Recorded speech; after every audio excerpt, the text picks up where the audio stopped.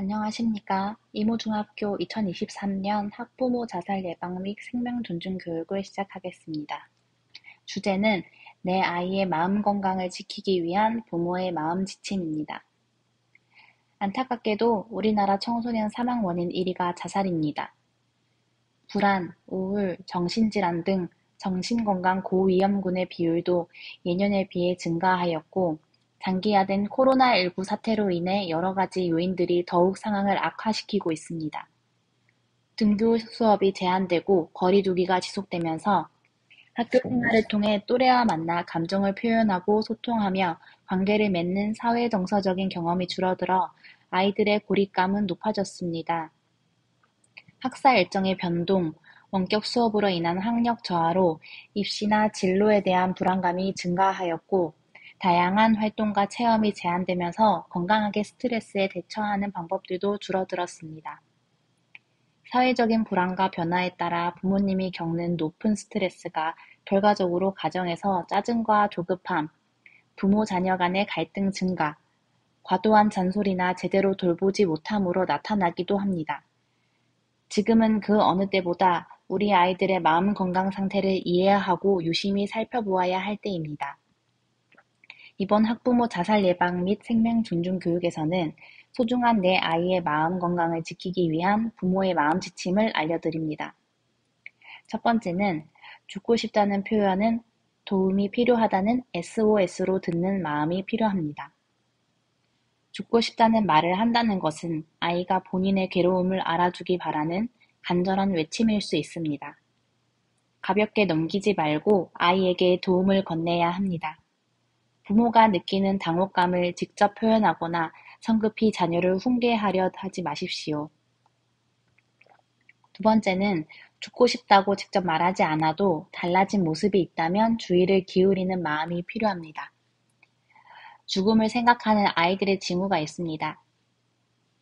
첫 번째는 식사와 수면 습관이 변하고 식사를 잘 하지 못하거나 잠을 잘 자지 못하는 것입니다. 또 짜증이 늘어나고 침울하고 우울하게 보이기도 합니다. 어떤 아이들은 두통이나 보통, 소화불량 등 신체 증상을 호소하기도 합니다. 또 일기장에 혹은 SNS에 죽고 싶다는 표현을 하기도 합니다.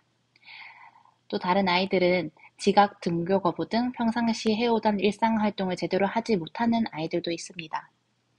또 집에서 대화를 거부하고 무기력하게 누워있을 수도 있고 반항적이고 공격적인 태도를 보이거나 스스로 신체에 상처를 입히는 행동을 보이기도 합니다. 또 사후세계를 동경하기도 하고 자기 주변을 정리하고 평소 아끼던 소유물을 다른 사람에게 나눠주는 행동을 하기도 합니다. 이런 모습이 있다면 각별히 주의를 기울여 주십시오. 세 번째는 죽음에 관한 표현과는 또 다른 자해 행동을 보이는 경우도 있지요. 죽으려는 의도가 아니라고 가볍게 여기거나 단순히 관심을 끌려는 모습으로 보아서는 안 됩니다. 자해 행동의 의미는 세 가지가 있습니다. 자신의 힘든 처지를 가족이나 친구 혹은 주변 사람들에게 알리고 싶은 하나의 신호이기도 합니다. 두 번째는 자신의 우울함이나 불안, 짜증과 같은 부정적인 감정을 일시적으로 해소하는 분출구이기도 합니다. 세 번째는 자신의 압도적인 감정이나 고통으로부터 도망치려는 회피입니다. 이런 신호가 있을 때 자해를 의심해 볼 수 있습니다. 갑자기 팔이나 허벅지 등에 상처가 생기거나 멍이 자주 생기거나 화상 자국이 보이는 학생, 또 옷이나 이불 등에 핏자국이 있을 때, 또는 계절에 맞지 않는 긴팔이나 긴 바지를 입고 손목 밴드나 붕대 등으로 팔, 다리를 가리는 학생 등은 자해를 의심해 볼 수 있습니다.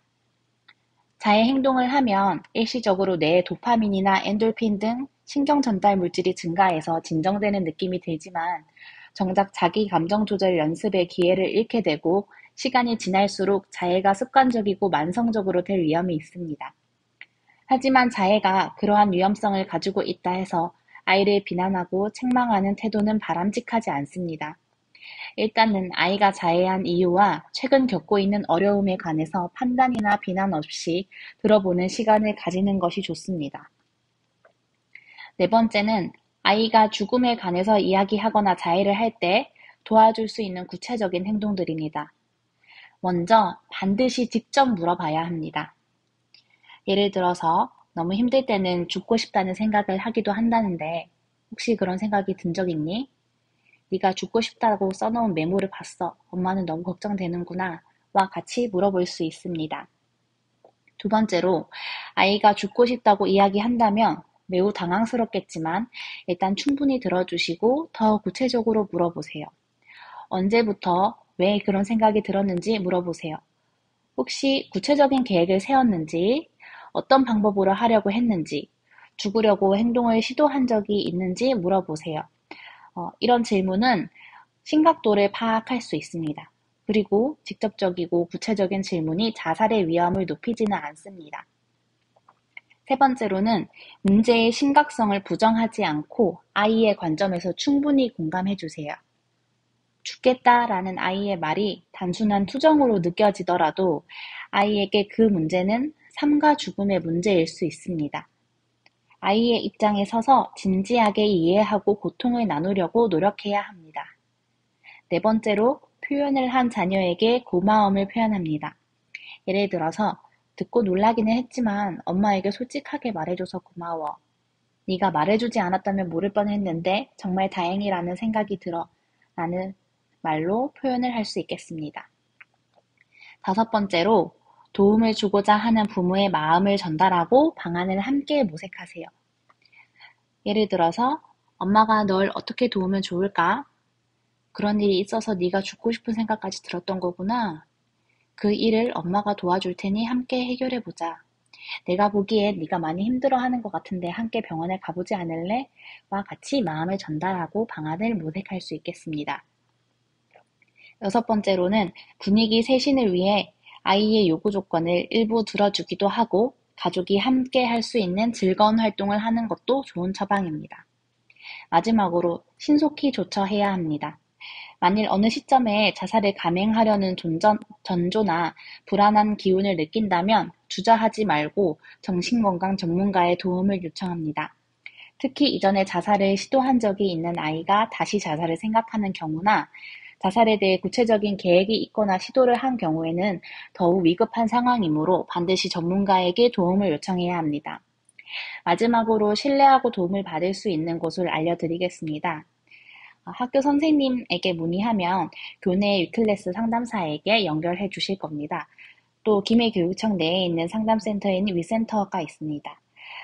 아이에 관해서 간단히 상담하시거나 아이에게 상담할 수 있는 곳을 안내해 주실 때 교내 위클래스나 청소년 모바일 상담 다 들어줄게, 청소년 위기 응급전화 1388 등을 안내해 주실 수 있습니다.